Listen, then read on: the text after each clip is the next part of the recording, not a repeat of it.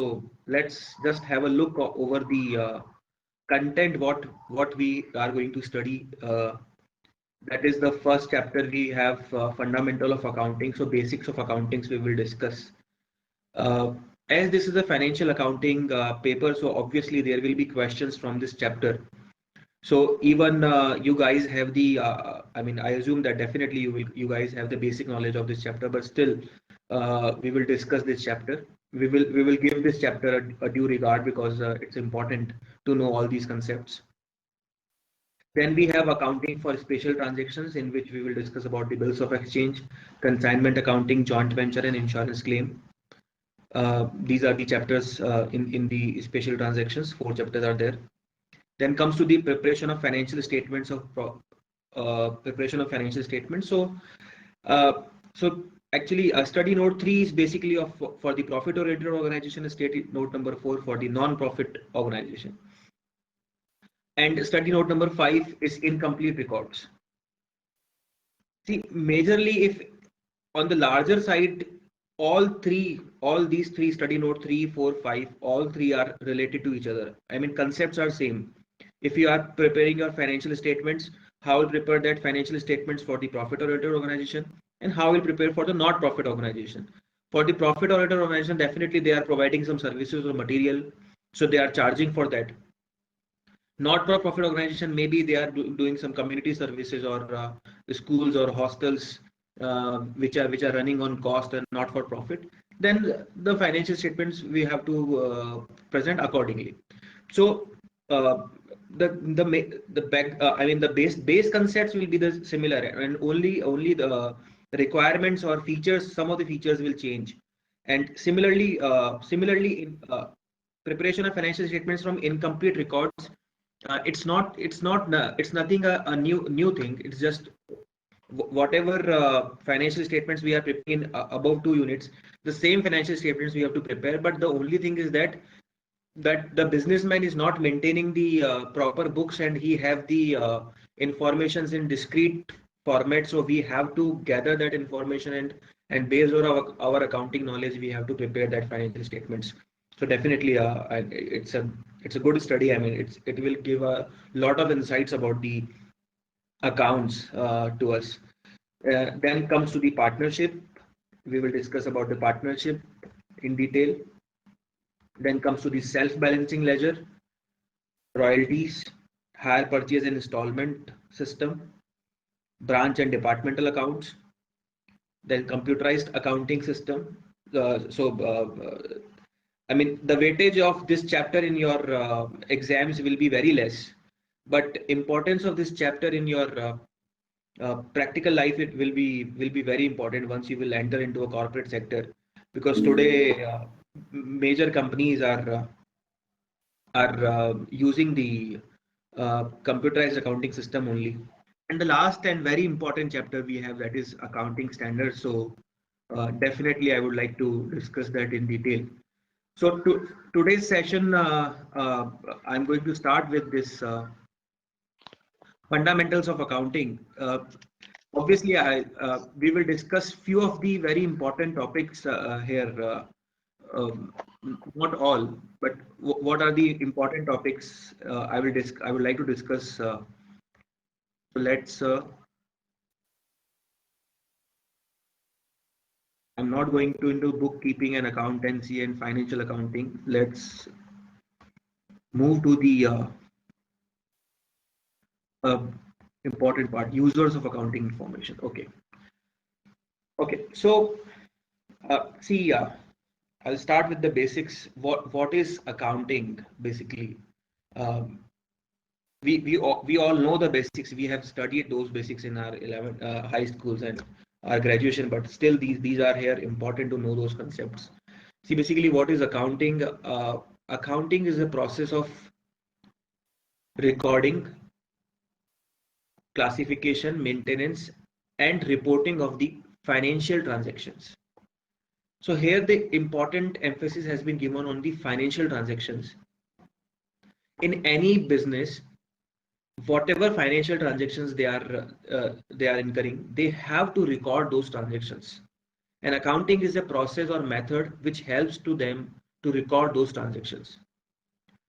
See, if you are doing a business and everybody has its own language, has its own way of recording the things.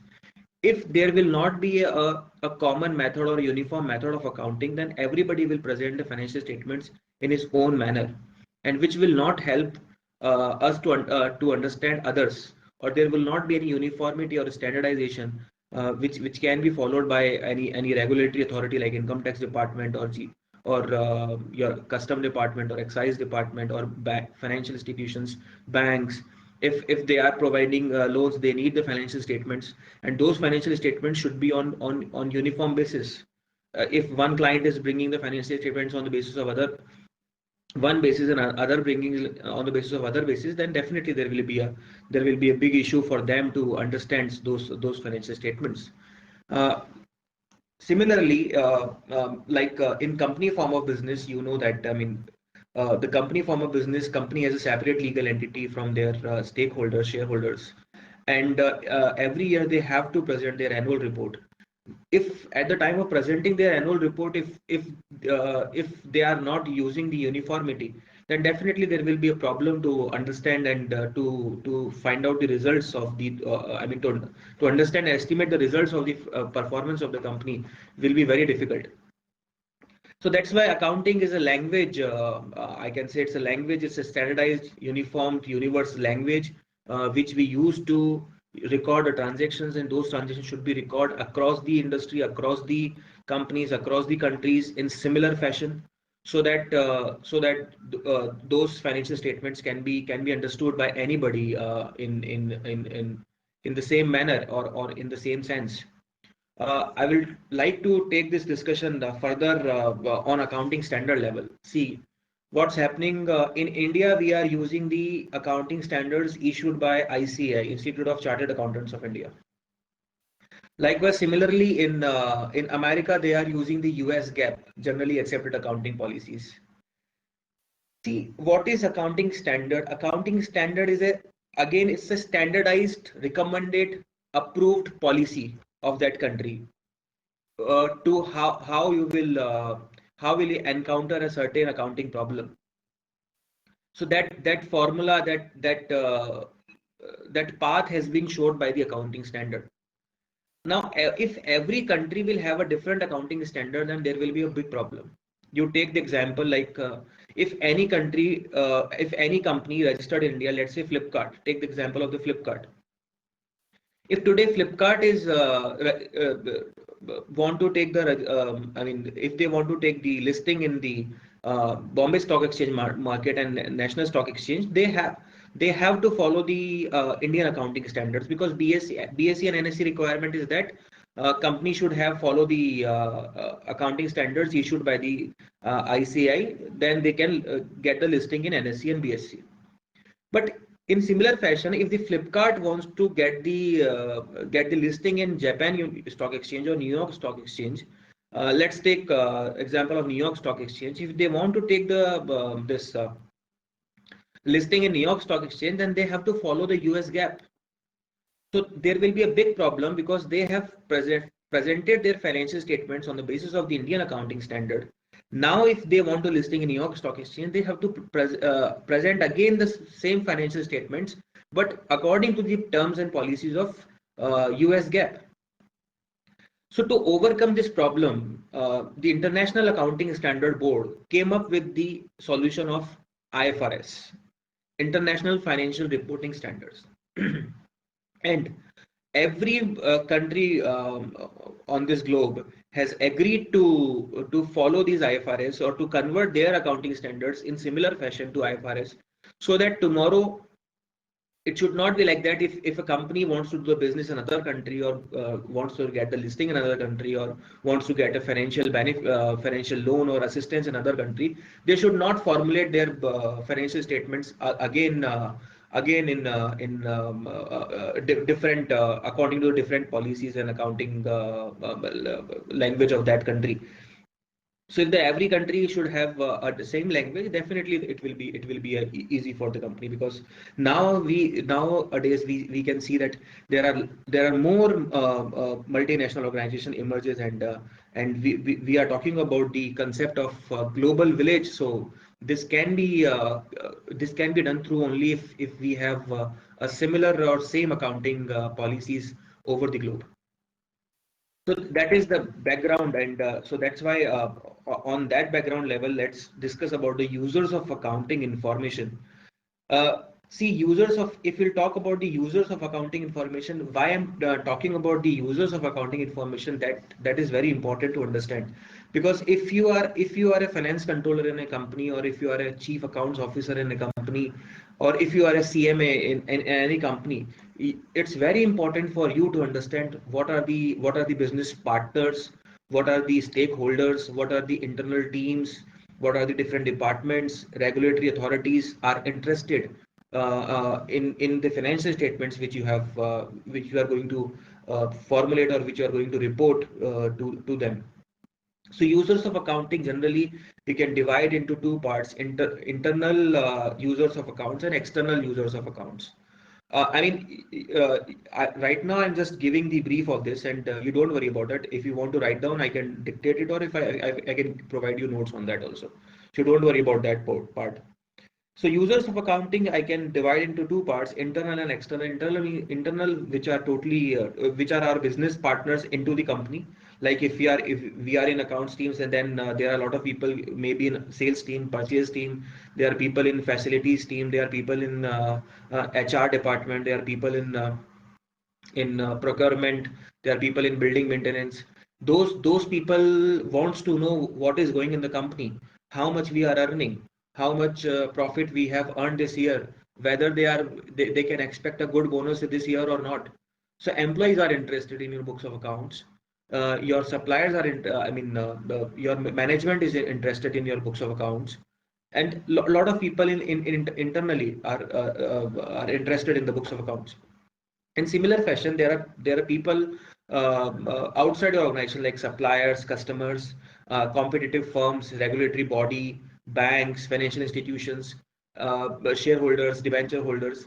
These guys are also interested in your performance and statement of financial position, to understand and to take the further decision. If you are earning very good, definitely they will continue invested in your company.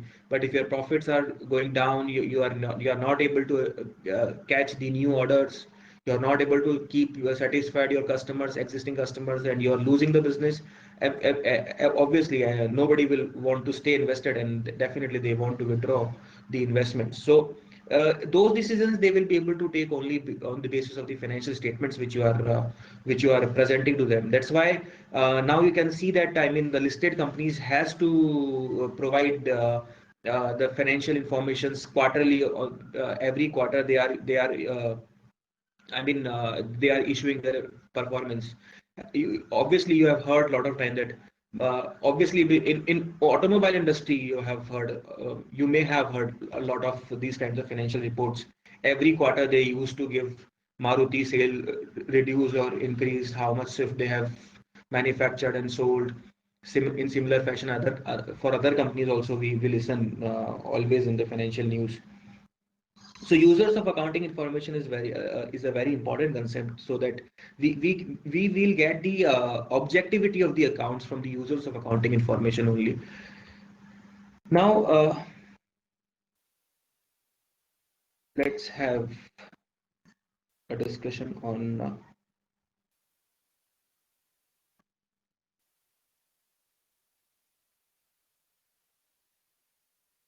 you may ask if you have any question. I mean, anytime you can interrupt me.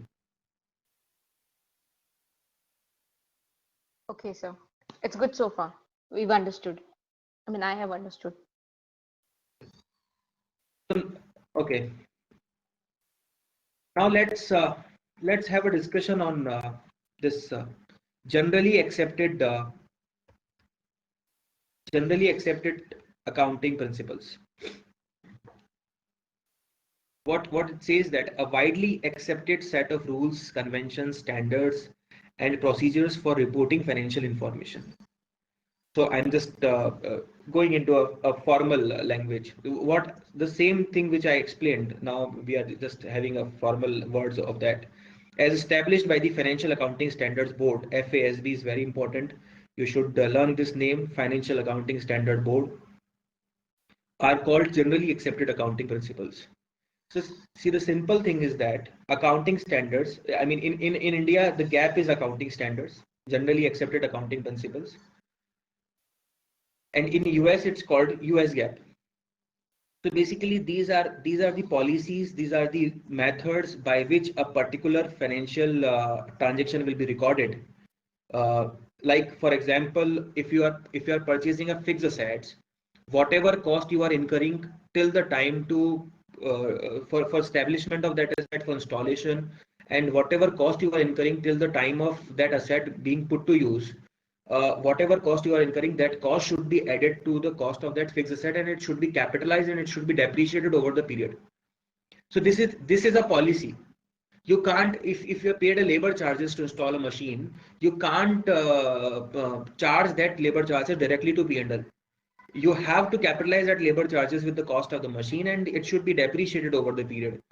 So this is what called generally accepted accounting policy. For similarly at the same time, the same labor you have paid for the maintenance of other machine, that will be directly charged to the P&L account, and that will not be capitalized.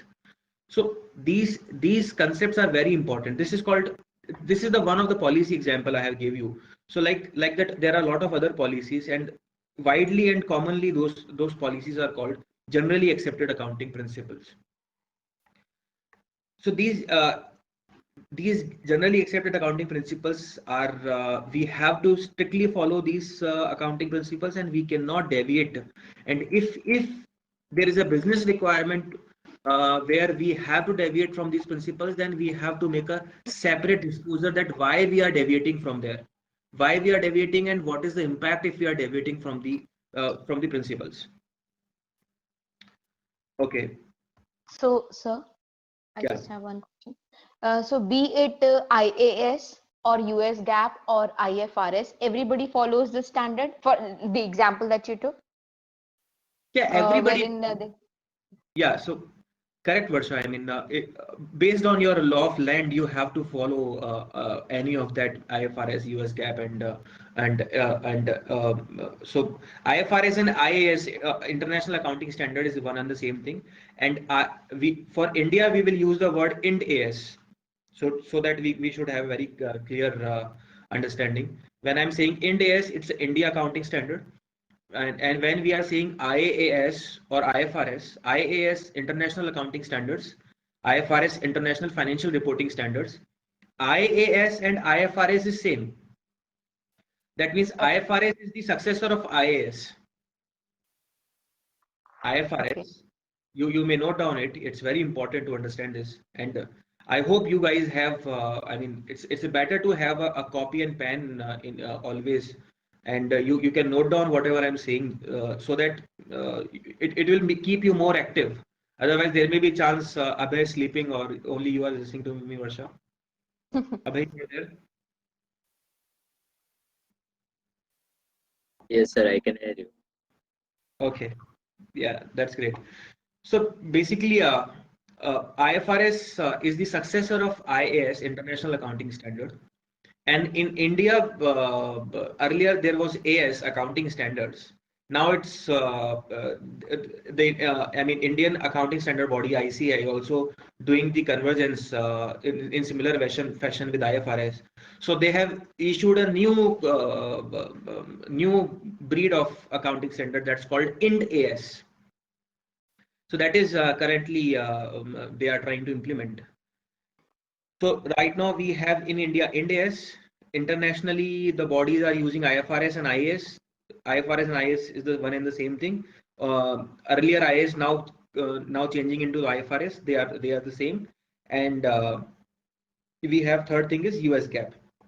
So United States of America is also, they understood if they want to live on this earth, they have to also adopt the IFRS, because US GAAP only US companies are right now using, and other all companies now countries have started IFRS, using IFRS. So US also wants to do that, but they will also do in phased manner. It's not like that they will do it today. So they have a 3-4 years of phased manner, so where they will convert their US GAAP into IFRS. So everybody has to strictly follow these IFRS according to their law. So in India, if you will talk, a few of the Ind AS are applicable to listed companies. Few of the Ind AS are applicable to listed and public both companies. Few of Ind AS are applicable to listed, public, private, and all companies. And generally, partnership firms and proprietorship firms at small levels they have options. I mean, they can go with the IFRS and they can go with the Ind AS, or they can have their own way of presenting the financial statements. That is a requirement of Ind AS. But if you look into the Income Tax Act, the Income Tax Act says that they have to consistently follow accounting policies. Whatever policies they are following, those policies should be followed consistently. It's not like that this year you have charged depreciation on the basis of straight line method, and next year you are going to charge depreciation on return down value method. This will not be accepted by the income tax department. So even for the small firms like individual and partnership firm and proprietorship firm, uh, even the accounting standards are not applicable on them, but still they have to follow the consistent accounting policies because of the income tax law or excise law or service tax law applicable on them. So in income tax, you can refer to section 44AA, which will give you the idea, and section 145 and 145A. In income tax, these sections you should always read section 44AA, 145 and 145A, which will give you the idea how the books of account should be maintained and how the accounting standards should be followed while filing the return of income. Again, I mean, if because we are discussing right now, I would like to explain that in income tax also this is important for audited assessee. So do you have any idea who requires to have the audit from a chartered accountant? Tax audit? So maybe some organizations who have a turnover above certain amount. Yeah, so that certain amount is, I think, 1 crore. No It's idea about that. Okay, so check that it will be given in section 44AB of Income Tax Act.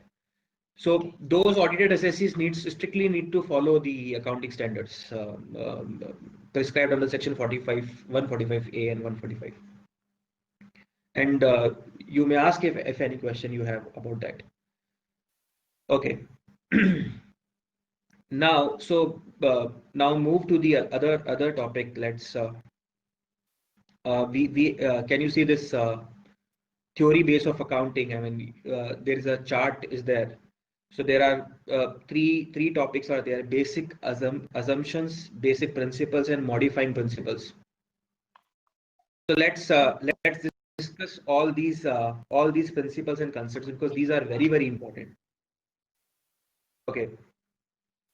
Let's start with the basic assumptions. Basic assumptions are business entity, going concern, money measurement, accounting period, and accrual concepts. So let's have a discussion on this. First, we should start business entity concept. So what business entity concept says that business is separate from its owner. Correct? That is the business entity. Separate business entity concept says that if Varsha is doing a business, then Varsha Enterprises is separate from Varsha. Or I should say Tata Steel is separate from Ratan Tata. However, we can say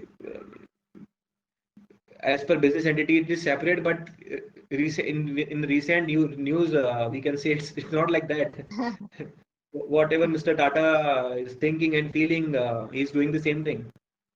I mean, the company is blindly following him. Okay, so that is their problem. Business entity concept is that business is totally different from the business owner, and because of that only, I mean, let's have this entry. Let's discuss this entry. You have many times you have in this entry when you start the accounting, started business with cash, correct? It's a when we first time read the accounting entries. So Ram started business with cash rupees Sir, I'm 10,000. not able to see your screen. Can you just share it again? Like your screen is freeze. Uh, separate business entity concept. Ram started business with cash rupees 10,000.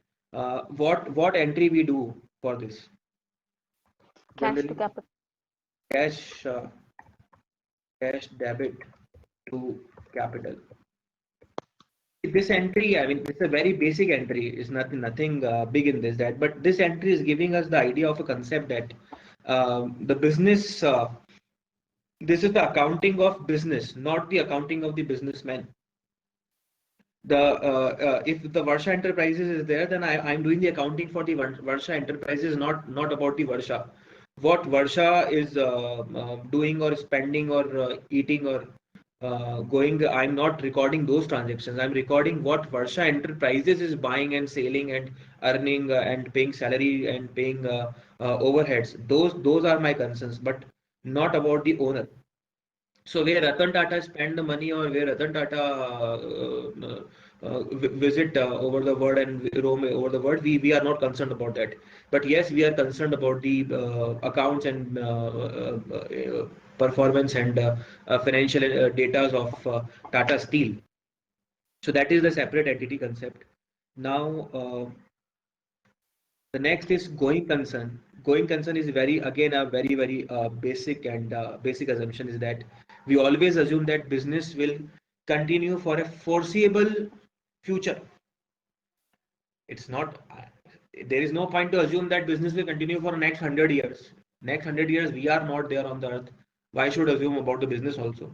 But the foreseeable future means that for another 2 years, 3 years, or 5 years, there is. I'm not finding any. Right now, there are no indications which on the basis of which I can say, okay, there will be a severe threat to my business in future. So going concern concept is also very important. Yeah, and on the basis of the going concern only, now very important, listen carefully. If going concern concept is not there, then provision for depreciation cannot be there. I can't charge depreciation if I don't have a going concern concept. It's very clear. Why? Can anybody tell me? Because we assume that any asset will be in business for an example 10 years or 20 years of time. So that is why we depreciate for That is why we are the charging life of depreciation. it. But if there is no going concern concept, that means I have to shut down my unit in this account. Yes, I have to shut down my business unit in this current accounting period only, and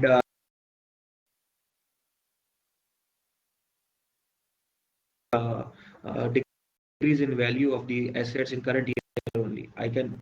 So going concern concept is very important to charging the provision for depreciation.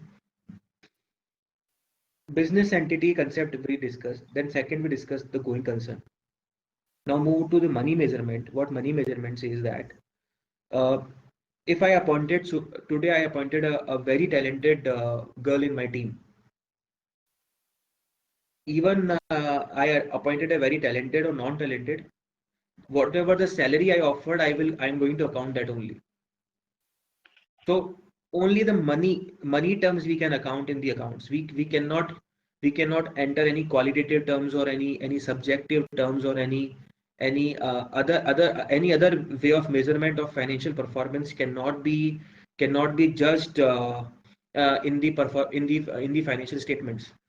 So whether Cyrus Mistry will be the CEO of Tata Steel or Tata Sons, or whether he will not be there, there will not be any change on the financial statements of Tata Sons. Tata Sons is basically the holding company of all the group companies of the Tata Steel. So if you download I think the annual reports are available on internet. So I will definitely recommend you guys to download the report. If you download the financial statements of Tata on year ended on 2016, and definitely after 2-3 months you will be able to download the financial statements of Tata Sons year ended 2017. You compare both the financial statements, you will not find any change. The only thing is that signatory earlier it may be Cyrus Mistry, now today is somebody else. That's the only thing. Otherwise, formatting, financial values, overall sales figure, you will find in similar fashion. Are you getting my point? Yes, sir. So, Yes, sir. so money measurement is important. Other concepts we ignore, and that is also the limitation of accounting. It's a basic assumption also, and I can say on the same time it's a limitation of accounting. Accounting period concept is also very interesting. See, the point is, I have a going concern concept. Let's come back to the going concern. If I have a going concern concept, that means my business will continue for a foreseeable future. Why should I make a financial statements today? I will make the financial statements after foreseeable future only. Why regulatory requires me to present my balance sheet and profit and loss account every year? Here the accounting period concepts comes. As we know, the business will be run for the foreseeable future, but we want to know that the currently we are doing the business in a pre-decided manner, or and where what we have achieved, what we have targeted, and how much we have achieved of that targeted. So uh, okay, so what was I was explaining the accounting period concept, and after that I explained accrual concept also. To whom I explained that. Okay, so So you were saying that since the accounting business is period on, concept is so I was talking about that. there needs to be periods when we need to see if our business is doing good or not.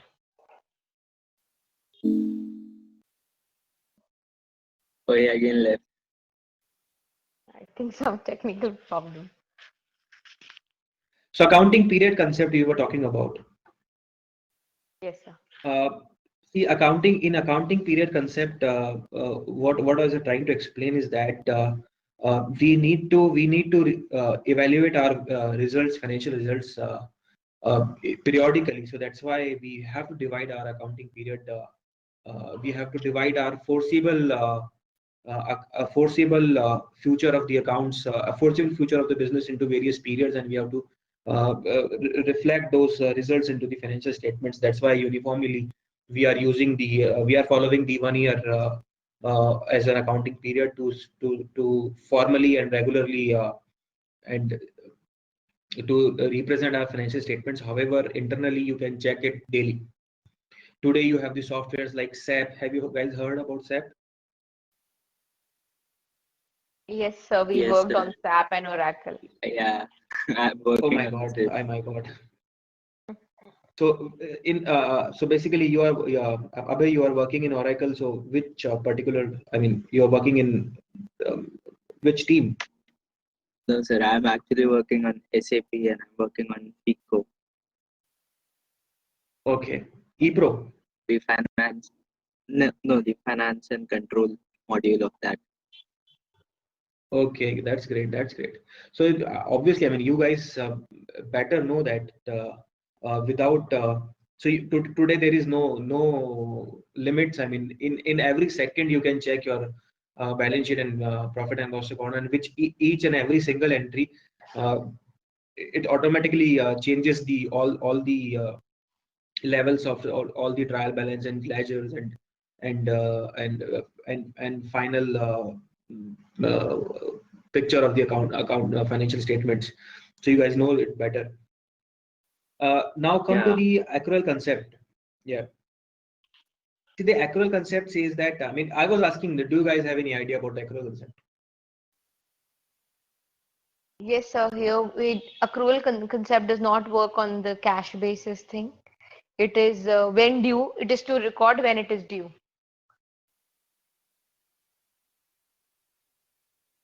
Due to Yeah, pay so or due to recording pay? recording of your transactions, expenditures and income on the basis. So I was asking about the accrual concept.